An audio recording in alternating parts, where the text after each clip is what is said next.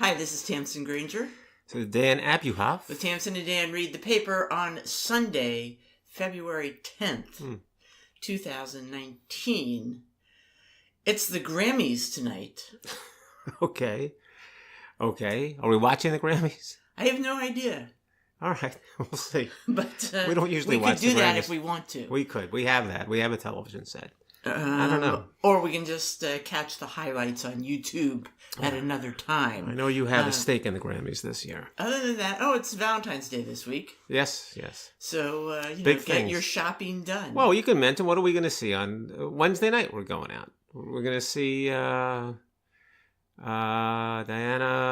Reeves, of course. Diana Reeves, we've seen before, who's great.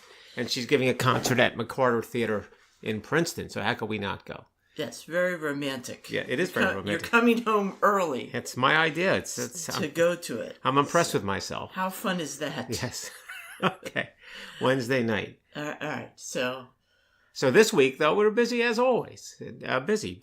And we went last night. We got to start with the movie we went to last night. We saw They Shall Not Grow Old. Sometimes you give a heads up about what we're going to talk about. Oh, sure. I'd be happy to do that. Isn't that your job? I didn't realize that. Okay, so we're going to talk about a movie and a play. We're going to talk about a fair bit of sports, including a new league that's come online, the passing of one of the great baseball players of all time, some odd things about the NBA and the wind in the willows, if you can believe it, and bird sex. So there are all kinds of reasons. Can't get enough of that. You're in charge of that. All right. But so They Shall Not Grow Old, a documentary. We've talked about it. Peter Jackson of Lord of the Rings fame, Mr. New Zealand, has put together this film, which is based on archival footage of World War I. They've done a miraculous cleaning up of this footage. They've colorized it. They've added sound. They've made it run smoothly. They've brought the real people in the footage to life. And it is quite evocative of actual doings during World War I. And we saw it this weekend, and it was quite compelling, wouldn't you say? Yes, I agree. The interesting thing is it is entirely the archival footage. Right. And so they have worked computer magic with it. And it's kind of amazing the things they did. But here are some essentials. Right. Okay.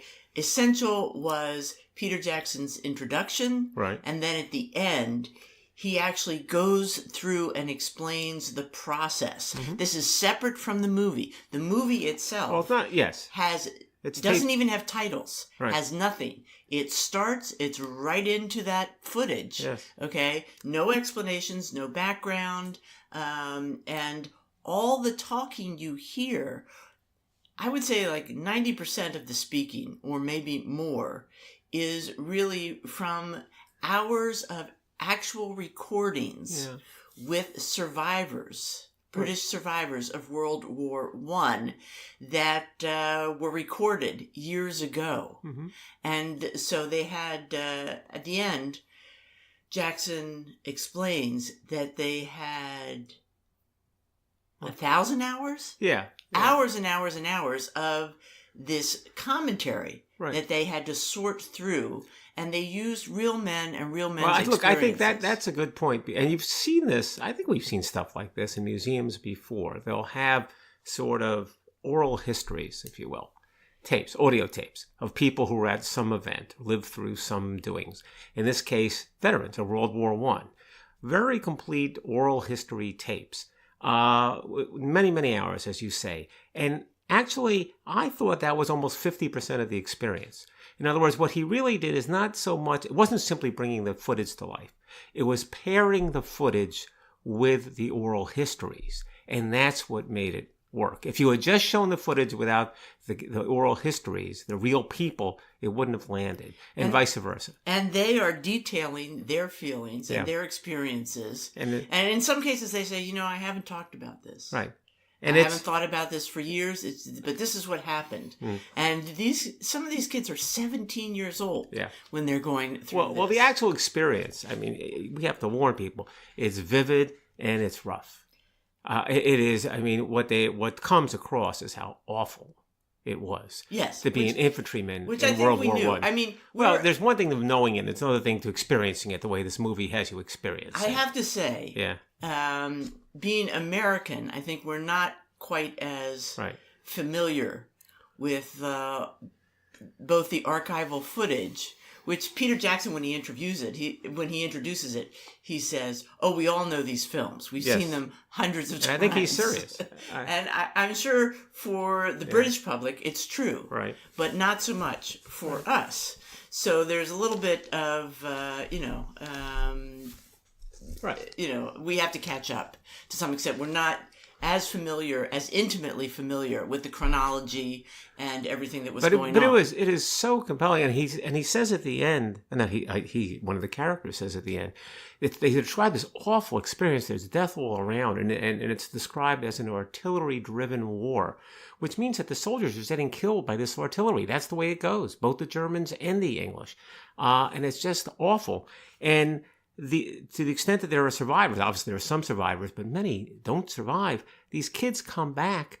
They're not even greeted as heroes necessarily, because the way the war is described by internal or within a country's PR or whatever, they don't describe it as so awful.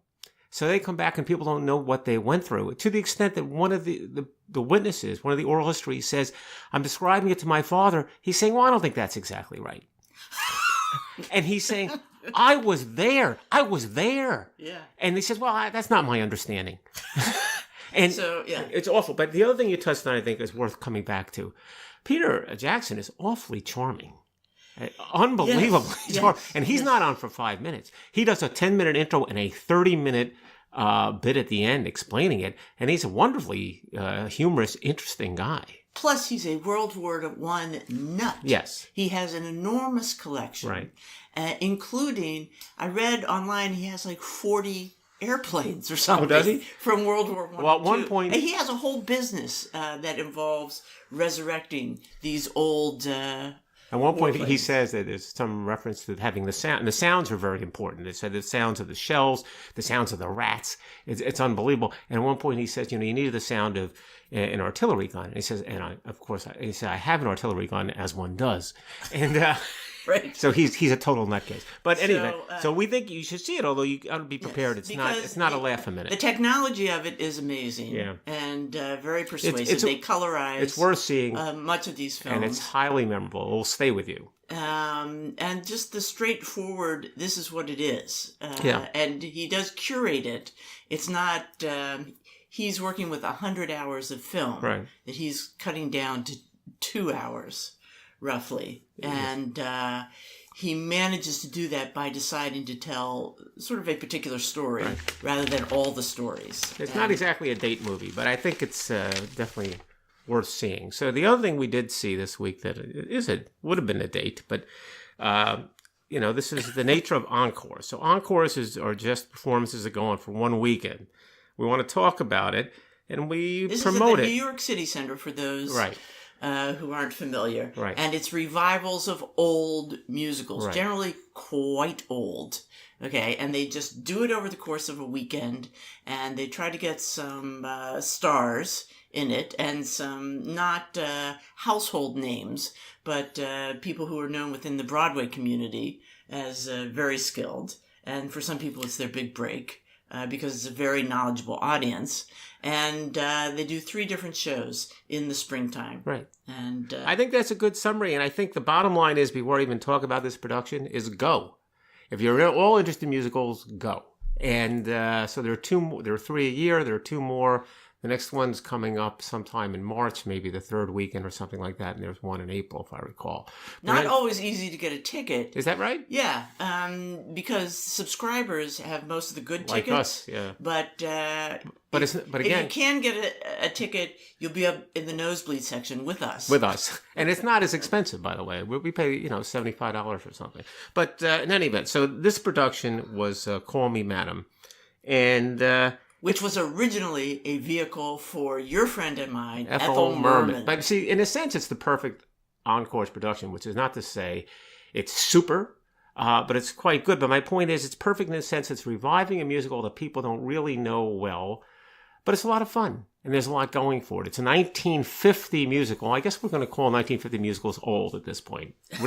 Should we do that? Yes, I think we can. I resisted until now, but I think now this 2019, it's almost 70 years old, so what the heck.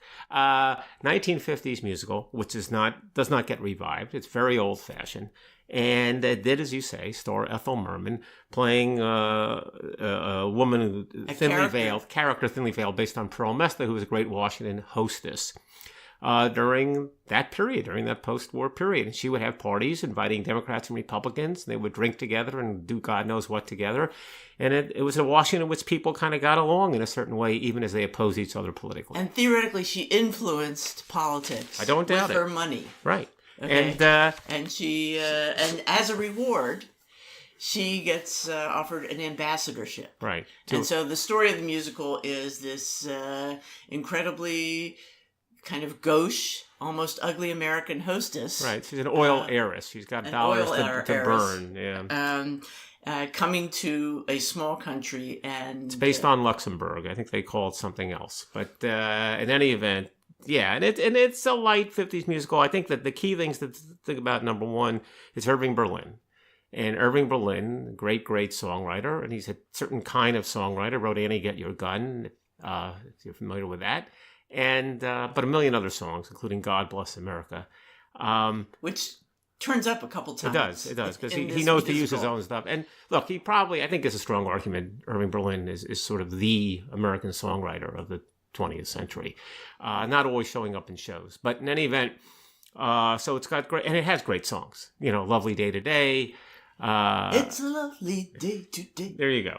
And You're Just in Love, which is a duet, which is always designed to bring down the house. There is nothing you can take to relieve that pleasant ache. You're not sick. You're just in love. And believe it or not, they put a melody to that. I don't know why, but in any event.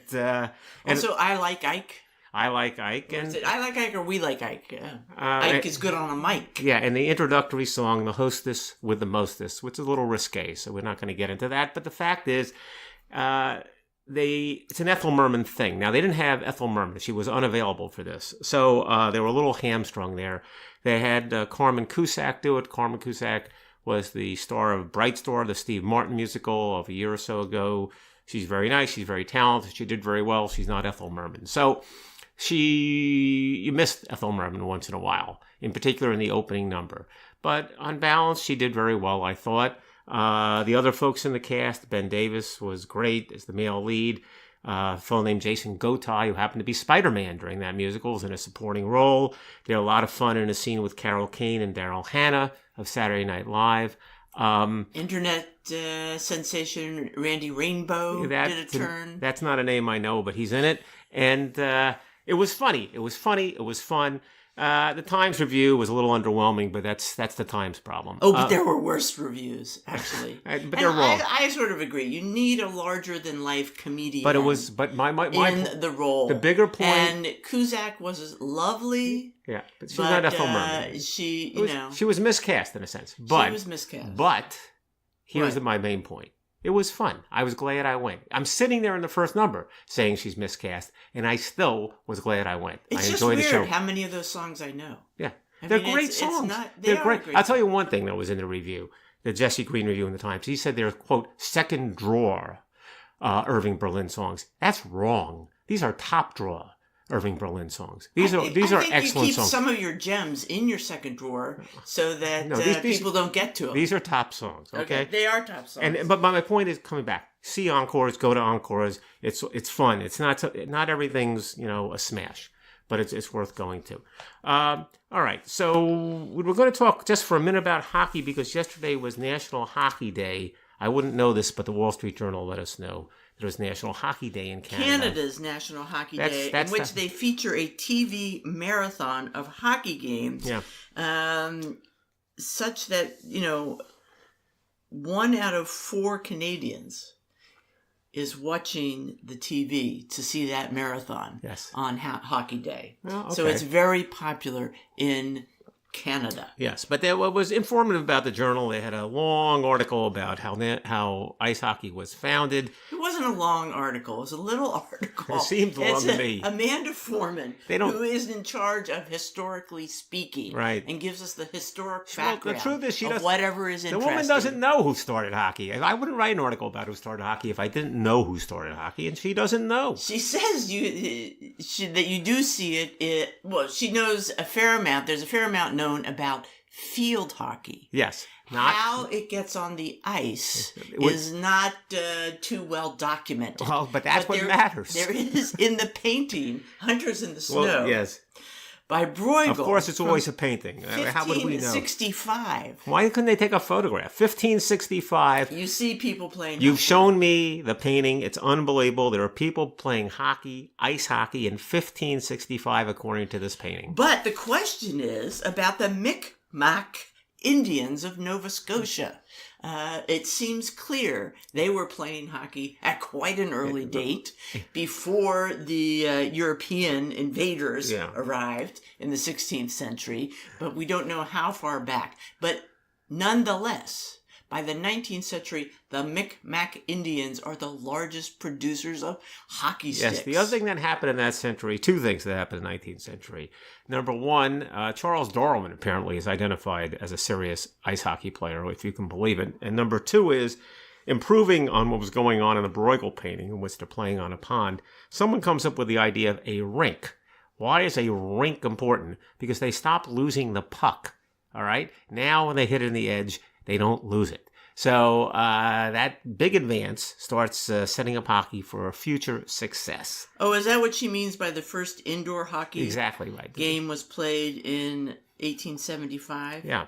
Oh, okay. So there you go. So now they're playing, and so we've got Hockey Day established. But the one thing she does mention is the Canadians invented every aspect. Yeah, sure. Stanley Cup, rules, oh, yeah. size, the rink, they get full credit. etc. They get full. Listen, it's their game. When I was growing up, and we paid attention to hockey because there was the New York Rangers. You know how many American players there were in the National Hockey League? One.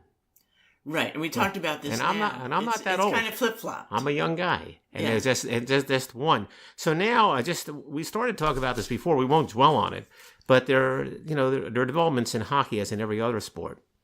And the latest development in hockey, which is really is very significant, if they've changed the way they do the power play.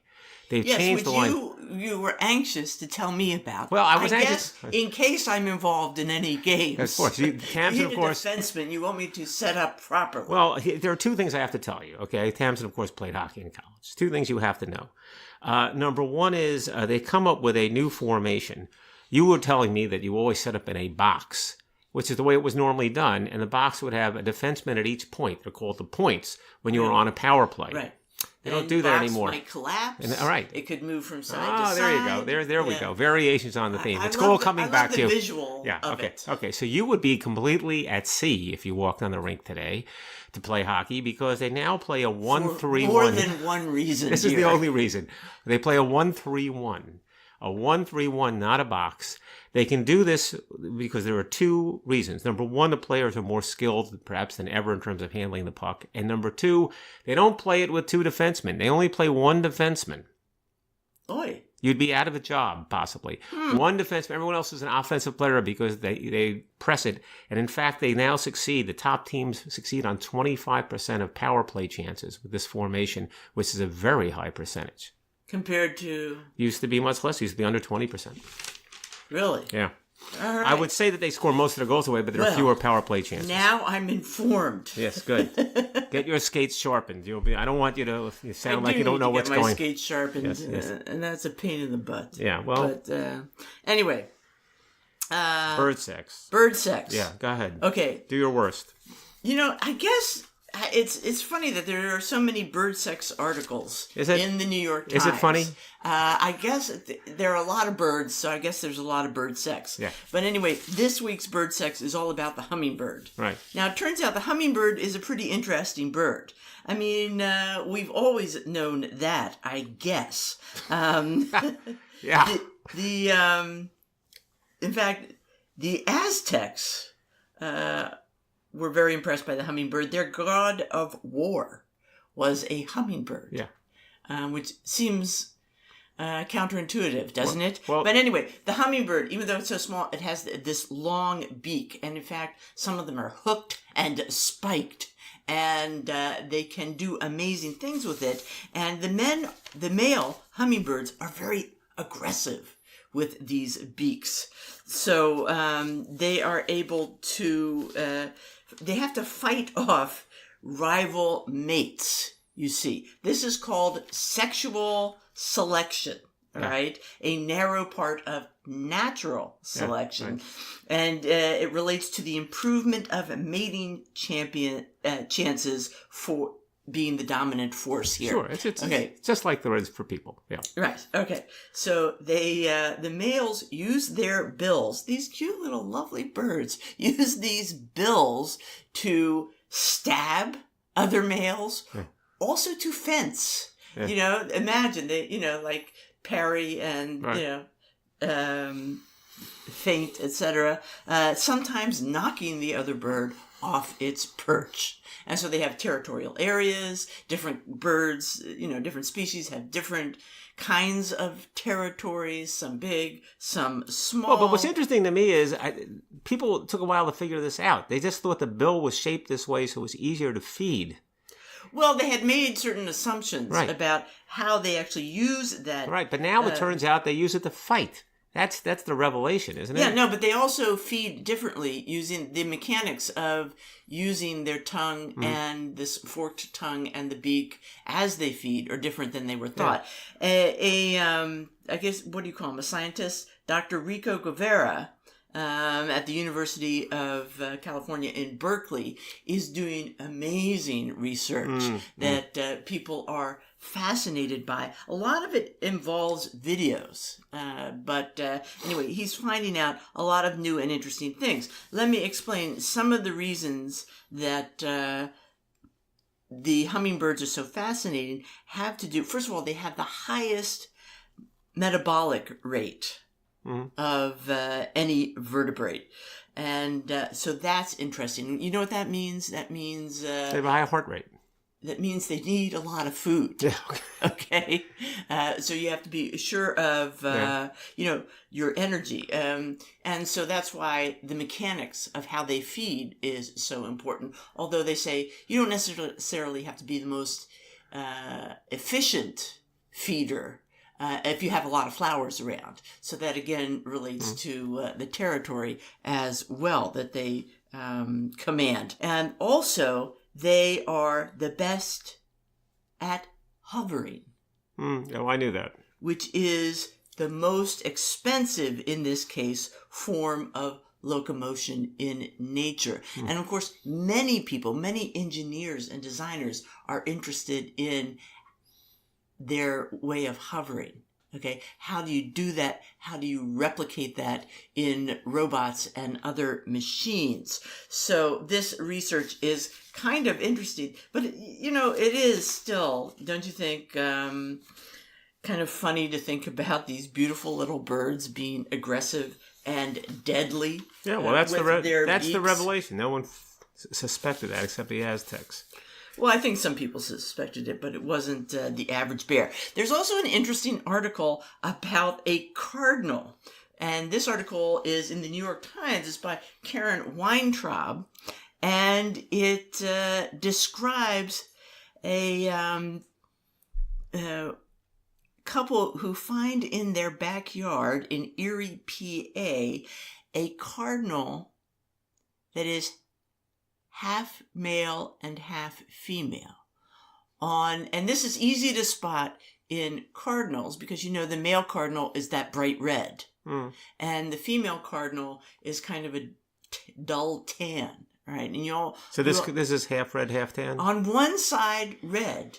Yeah. Split down the middle. On one side, red, and one side tan. Really? Okay? Which is kind of remarkable. This is called a gynandromorph. I'm not sure how to pronounce that. But it's not unknown to have half male, half female birds, butterflies, reptiles, even crustaceans.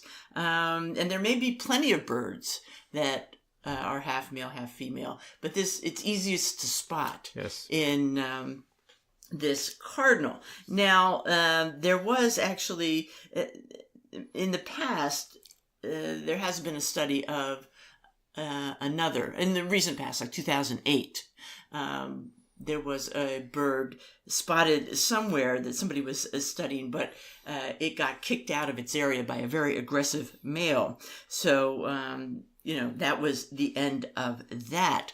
But no studies have been done really analyzing, the actual bird itself. So they're especially curious about the brain, because apparently there's a real difference between cardinal boy brains and girl brains.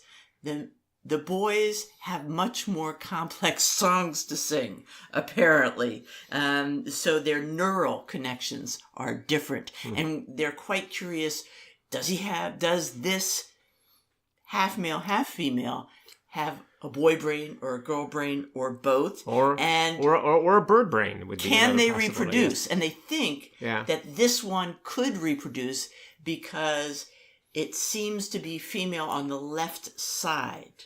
It's a complicated thing. Yeah. But let's spare everybody that.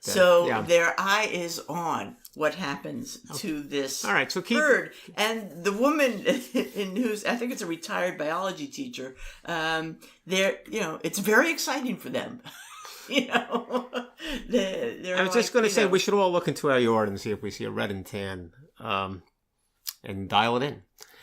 Yeah, I mean, that may be hard to spot on its own anyway, right? Because if it's flying by, you may not see the other side. So we may have had many of them. You just didn't notice. Well, so we've got to notice. I'm putting you in charge. Right, Dixon? Yes, take a look. I mean, Dixon has a fabulous bird feeder set up right by I think a camera is what you need, So we better spot it. I don't see too many cardinals. All right. Well, while you're looking at cardinals, I'm going to be looking at football because football has not ended. Everybody thinks it's over. But it's not. The Alliance Football League is upon us, Tamsen, as you now know. Yes, I know. We saw it for about 5 minutes last night. That's all we could take. Yeah, well, I wouldn't say that, but I'm not... Well, they surely are promoting it like crazy. Well, let's just explain it quickly. We're not going to dwell on it. Every few years, somebody's trying to start a new football league, right? Yes, and so... a lot of money in football, right? Apparently. Yes, there is. So Alliance Football is a little different. They're really... they're trying to make nice with the NFL. I was curious whether they're owned by the NFL. They're not. They are owned. There's common ownership, though. Here's what I mean by that. There's an organization called the Alliance Football League. There are investors in that league, some prominent investors, people with a lot of money. They own every team. It's not like the NFL where there are different owners of each team, so they're not competing in that way. It's just common ownership. And they just have all these different teams. They all own the teams. It down exactly. In various places. It's like a reality show. That's interesting, right? And they are they're stocking those teams with rosters made up of local players, local college people who succeeded on a local level, so people know them. But they didn't quite make the NFL. But the team in Texas San Antonio is going to have somebody play for Texas A&M. That kind of thing. To try to build some interest. You asked how they'd be interested. That's how they're going to be interested. They're going to see people that they've seen before in a different level of competition. Because I was shocked for the first game in San Diego how many people they had in the stands. The other thing, the tickets are cheaper, much cheaper than they are in NFL. The hot dogs are cheaper. They make a big point of that.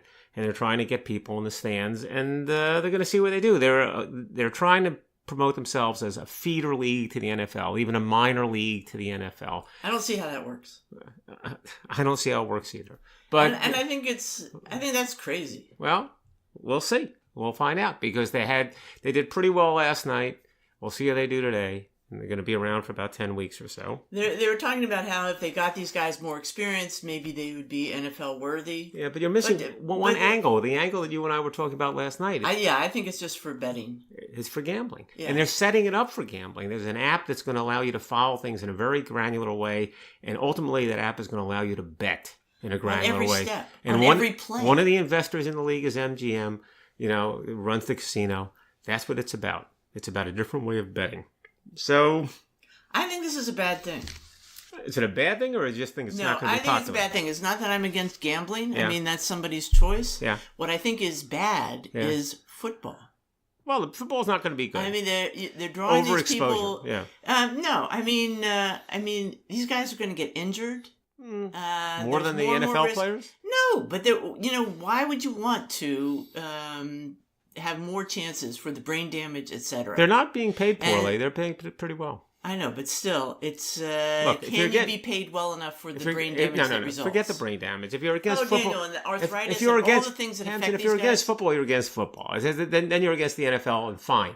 But I mean, most of the country seems to be very comfortable with that. So the question is, what do you think about this? Fine. If these guys understand that it's going nowhere, fine. But if they are living on a dream that they're going to work their way up to the That's NFL, where they are. Yeah, and you know something? They're lying to those guys. Well, some of them will. Some of them will. I don't approve. All right. Okay. Go ahead. You had the NBA doc. Well, fashion.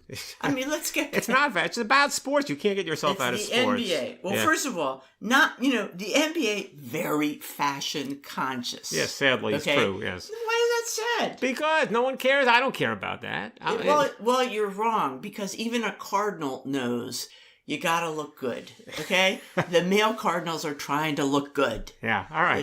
And so are the male NBA players. Not for me. What can I say? I mean, not too long ago, they were being super sloppy. Right. And then in 2005 or something, David Stern hands down the edict that you at least have to do business casual. So they upped their game. Okay, I even saw something on a TV news program this morning about how cool basketball players look when they arrive at a game. Well, look, half of their life is getting on planes, getting off planes, arriving at foreign cities. That's what we're talking about. And It used to be they all wore sweats, and now they're all dressed up. Because of social media. There's a picture of them everywhere. Yeah. But part of the outfit is the DOP kit. Which blew my mind. Big article in the Wall Street Journal, almost an entire page about DOP kits. To be honest, I just threw away your DOP kit. Yeah, it's too bad. You haven't used it in a million years. Well, it's when I was in the NBA. Because every time we go somewhere, and we're flying or whatnot, you got to have your toiletries in the little plastic bag. Right. So they can be inspected. Right. So you are not having the Louis Vuitton DOP kit. Can I explain one thing that you might have overlooked here, and the article might have overlooked about their traveling? And I know they're not necessarily getting off an airplane here, but even if they're on an airplane, these guys take charters.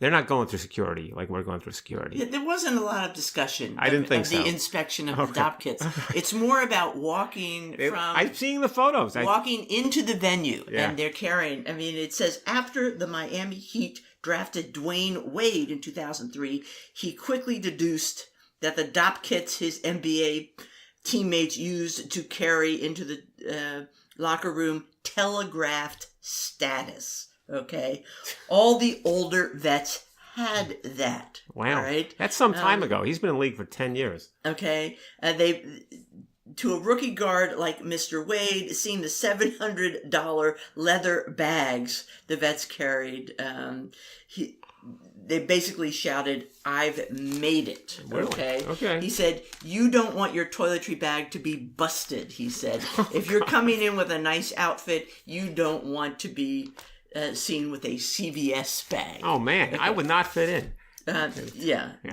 Mainly because you have a Dwayne Reed bag. Yeah, okay. But anyway, so this article describes the different bags, gives you some ideas of ones you can buy, ranging from $760 for the Louis Vuitton, or down to $34 alternatives. But there are also Versace, Tumi, etc. And they quote various, players and what's important about the DOP kit and what they carry. Obviously the toiletries, but, deodorant, lip balm, cologne, maybe your game device, maybe your cell phone, etc. So it's kind of interesting to think about these big guys. The other thing is it's not just the conventional little square bag with the strap on the end.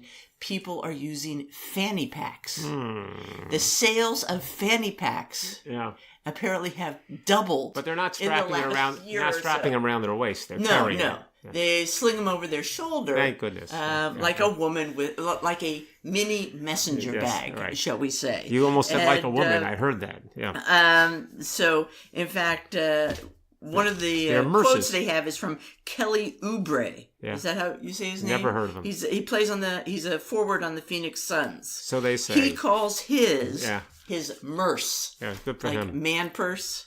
Okay? And they asked him, did people tease them about it? He says, no. No one comments on my merce. Nobody teases NBA players. They know I'm very much different than anybody else. I'm going to be the wave leader. Yeah, okay. So that's it. For all you guys out there who have been missing their DOP kits. Yeah. That's what I was missing. That's from my NBA game, was I didn't have a DOP kit. Otherwise, I'd be there. But really, if it's all about flying, you can't use it. Charter, honey. Charters are different. When are we going to charter something? I don't know. But the real reason the guys used to dress like slobs was because they didn't have charters. So you had these guys 6'8" trying to fit into an airplane. It was not a good thing. So once they went to charters, everything opened up. I bet Peter Jackson has his own plane. Well, Peter Jackson has a lot going for him. He's very into aviation. I wonder if he has a DOP kit. I don't think so. He looks more like the I don't think he has a pair of long Dwayne pants. Reed bag guy. Doesn't have a pair of long pants. Most of the stuff about him doing the technical stuff seemed to be in his living room or his bedroom. I mean, it was he was barefoot most of the time. I know, it was a little upsetting. All right, he lives in New Zealand. Yeah, okay. Now you're tarring an entire country with Peter Jackson. Kiwis. I know. They march to their own drummer. Apparently. All right. So baseball, there's an article in the Journal about the difference between baseball on the one hand and NBA on the other when it comes to signing free agents. People are, really worrying, about the fact that the top free agents, Manny Machado and Bryce Harper, haven't been signed in the Major League Baseball, and they feel that's somehow unjust and off-putting. And are the guys worried? Is Bryce Harper worried? I'll come back to that in just a second. I think the answer is... I don't know if he's worried or not. I think it's kind of an nincompoop, honestly. It should be worried. No. Baseball's boring. All right. Take it easy. What's the point of paying these guys Whereas all that money? The guys in the NBA are kingpins. They get paid and they dictate. They tell their teams what to do. And they start to explain in the Journal. Because they're big. No, and it's they've got those DOP kits. No. They'll hit you over the head with the DOP kits. You know why? What? Because they have a salary cap. There's a limit on what they can make. So because there's an artificial constraint on what the NBA players can make, they're underpaid. Even the top guys who are getting $16 million a year can influence the result of an NBA game because there's only 5 players on the court at the same time. So a superstar means everything. He's worth much more than $16 million. Whereas in Major League Baseball, there's no limit on what they get paid. They're trying to get $30 million a year, and they don't have nearly the influence on the outcome because there are many more players on a team and in a game at one time. So why is there no cap? That's what was negotiated. That's labor relations. That's the way it landed. And the NBA union screwed up.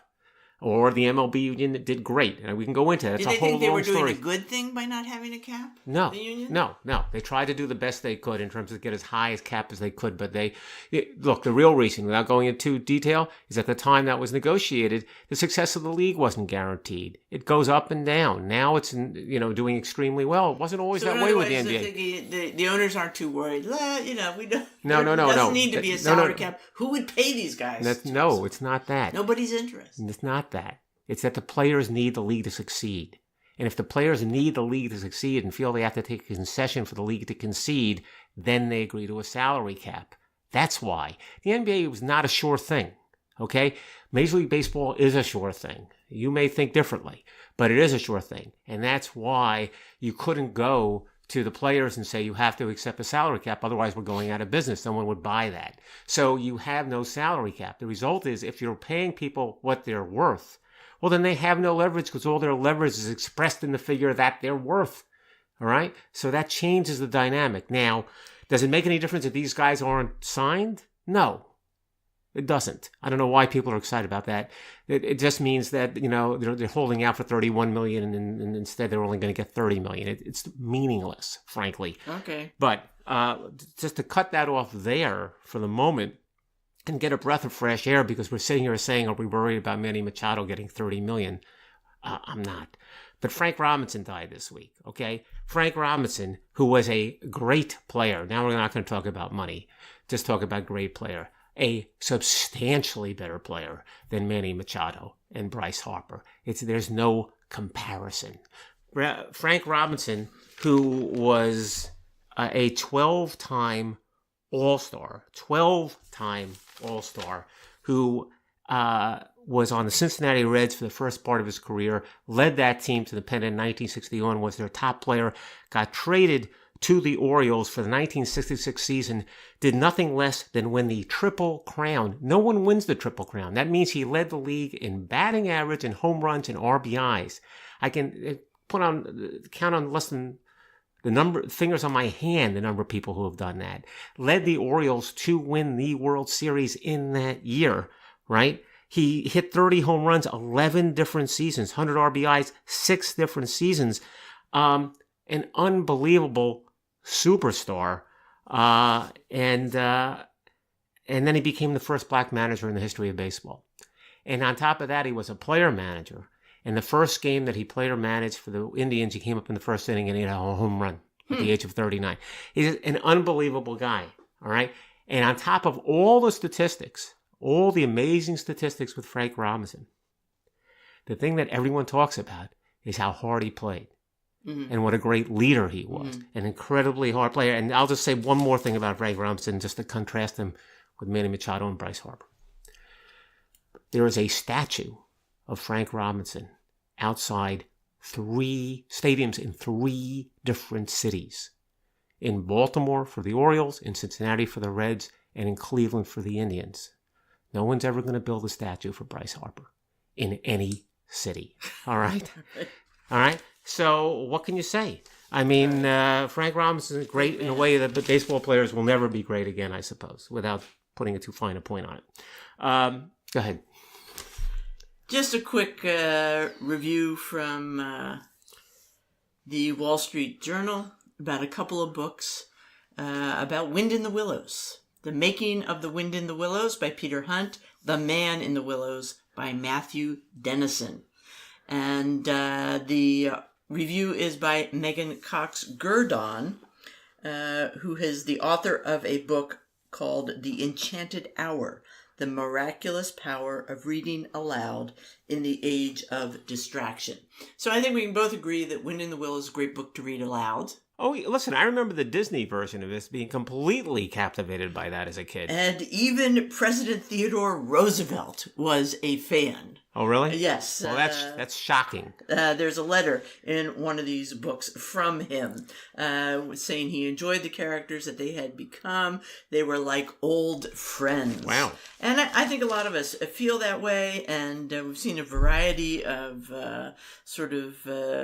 video interpretations of Wind in the Willows. And this is the story behind, and as usual, the backstory is kind of fascinating and different and a little bit on the dark side. Yeah, upsetting is the word I would say. Upsetting. And actually, it describes Kenneth and his wife Elspeth Graham, and it starts with the myth about how he came up with the story, and it involves them arriving late at a dinner party because Graham was upstairs in the night nursery telling Master Mouse some ditty or another about a toad. And Master Mouse is their son. Turns out they're... it's all a very complex story. Quickly, just say that Graham is 40 when he gets married. He marries this heiress, Elspeth Tamsen, after a courtship of letters that are really kind of awful. And where Kenneth is Dino, she is Minky. Anyway, their marriage barely outlasts the honeymoon. Yeah. And all his friends are against this wedding, by the way. Nonetheless, they have a child. Sadly, the child is partially blind and has a variety of other disabilities, which they, kind of in a seemingly enlightened way, disregard. In fact, they consider him remarkable. Rather than being liberated by this, he, Alistair, grows up to be quite a bully and kind of a conceited and nasty kid. And his parents, to some extent, seem to ignore him. And they are traveling, going to the seaside. He is left with nursemaids and relatives and in boarding schools. And before he's 20, is found decapitated on a rail line, an apparent suicide. So that's pretty upsetting. Meanwhile, the stories detail both books kind of detail this, and also some other mysteries. You know that Graham was a clerk at the Bank of England, but there's nothing in the bank's archives about him. It's as if his history has been expunged. Well, but there's no explanation for that. Curious. Yeah, it's curious. But the fact of the matter is, the real disconnect is between this guy who seems to be this awfully sensitive guy telling this wonderful story, who obviously can't function otherwise, and disconnects from his kid, which is kind of awful, right? Well, I don't know. I haven't read it. It sounds, it's not what we imagine. Well, how does he write this story? I mean, where does that come from? Yeah, and that's not clear either. And the publishing and the history leading up to it is unclear as well. To some extent, his wife Elspeth curated all of these things, even wrote the replies to his fan mail, etc. So I guess maybe we hold her responsible. Maybe he didn't write it. I don't know. It's too weird. It's too weird. But in this day and age where we're holding everybody responsible for their entire story, well, yes. In addition to their body of work. This is not a good story. So that's interesting and a little upsetting. Yeah. All right. So we'll close with there's one other obituary. This is kind of interesting. It's not a person who's terribly notable. A woman named Julie Adams died. She's an actress who did some films with Elvis Presley, with Rock Hudson. She was, the female ingenue. But most famously, she was in the 1954 movie called Creature from the Black Lagoon. I've heard of that. I've never seen it. Have you? No, but I can show you here a picture, and that will remind you of something. So, the picture that you're looking... Indeed it does. Yes, it looks like the creature from The Shape of Water. And the movie that we liked so much. And it was Best Picture just a year ago, I think. So the situation that she found herself in is that, as they describe in the Times, in a white one-piece bathing suit, Julie takes a swim in a murky lagoon as the creature, a reptilian terror about the size of a tall man with gills, webbed feet and hands, stalks her with backstrokes from below in a submarine pas de deux, if I'm pronouncing that. Pas de deux. Sounds an awful lot like our courtship. It does. So, of course, like our courtship, like the movie. So that was 2 years ago, Dan. 2 years ago. You're probably right. So someone goes to Guillermo del Toro, and it takes some nerve to even ask him this question, and says, were you at all aware of, similarity? Yeah, the similarity to this movie? And here's what he says. He says, yes, he was familiar with the movie. He traced the film's genesis, The Shape of Water, to that movie. And he says, quote, the creature was the most beautiful design I'd ever seen. And I saw him swimming under Julie Adams. This is Guillermo del Toro. And I loved that the creature was in love with her. And I felt an almost existential desire for them to end up together. So that's where The Shape of Water comes from. Now we know. Is that crazy? All right. So you never know. All right, well, let's go get ready for the Grammys. Well, we have to. We're going to close with some music, I believe, from the World War I film. And it's Mademoiselle from Armentières. Parlez-vous, as they say. Yes, and this was put together by Peter Jackson to end the film. And it's very striking. Played during the credits. So we'll play it. It's kind of fun. You'll get the idea. So enjoy it. This is Tamsen Granger. And Dan Abuhoff. With Tamsen and Dad read the paper. See you next week.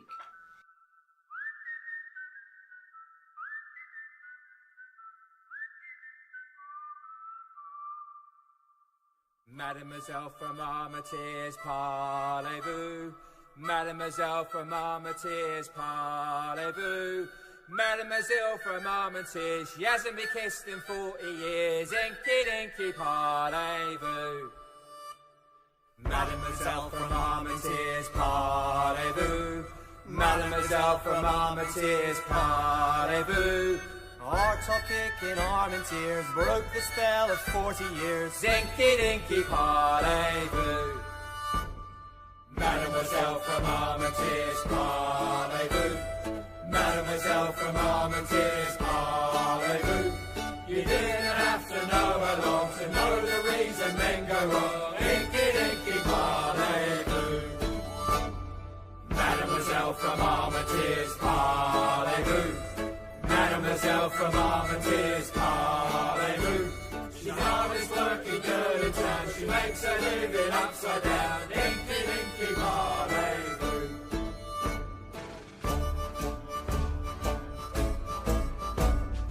Mademoiselle from Armentiers, parlez-vous? Mademoiselle from Armentiers, parlez-vous? She sold her kisses for 10 francs each, soft and juicy and sweet as a peach. Inky dinky, parlez-vous? Mademoiselle from Armentiers, parlez-vous? Mademoiselle from Armentiers, parlez-vous?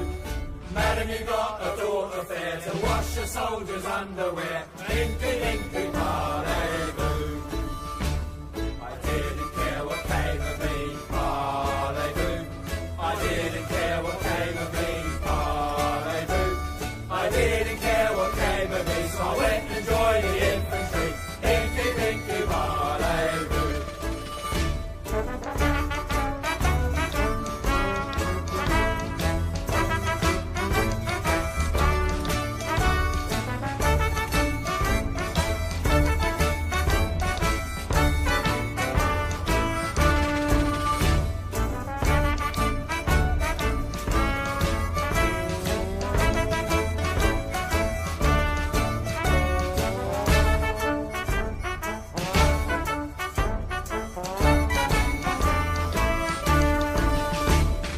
Mademoiselle from Armentiers, parlez-vous?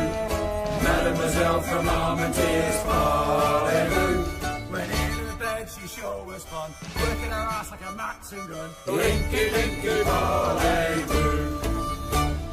Mademoiselle from Armentiers, parlez-vous? Mademoiselle from Armentiers, parlez-vous? I had more fun than I can tell, beneath the sheets the mademoiselle. Inky dinky, parlez-vous? Mademoiselle from Armentiers, parlez-vous? Mademoiselle from Armentiers, parlez-vous? She give a wink and cry wee wee. Let's see what you can do with me. Inky dinky, parlez-vous? They say they mechanise the war, parlez-vous? They say they mechanise the war, parlez-vous? They say they mechanise the war. So what the hell are we marching for? Inky dinky, parlez-vous?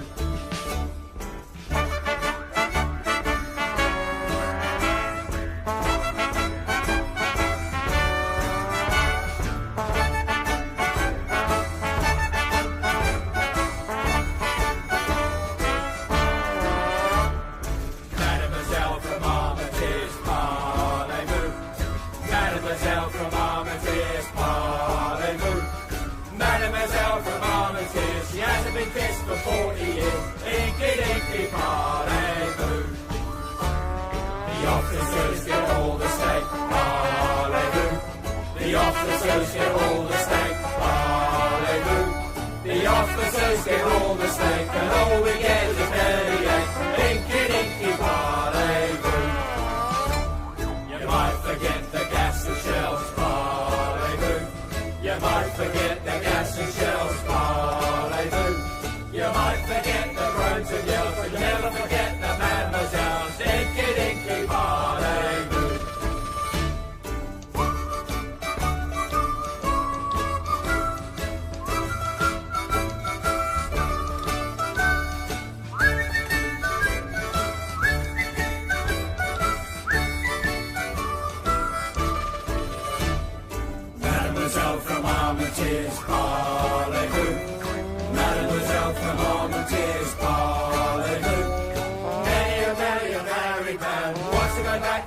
once again. Inky dinky parlez-vous. Mademoiselle from Armitage's parlez-vous. Mademoiselle from Armitage's parlez-vous. Just blow your nose and dry your tears. We'll all be back in a few short years. Inky dinky parlez-vous. Mademoiselle from Armitage's parlez-vous. Mademoiselle from Armitage's parlez-vous. I fell in love with her a sight. I went myself for half the night. Inky dinky parlez-vous. Mademoiselle from Armitage's parlez-vous. Mademoiselle from Armitage's parlez-vous. You might forget the gas and shell. You'll never forget the mademoiselle. Inky dinky parlez-vous. You might forget the gas and shell, but you never forget the mademoiselle. Inky dinky parlez-vous.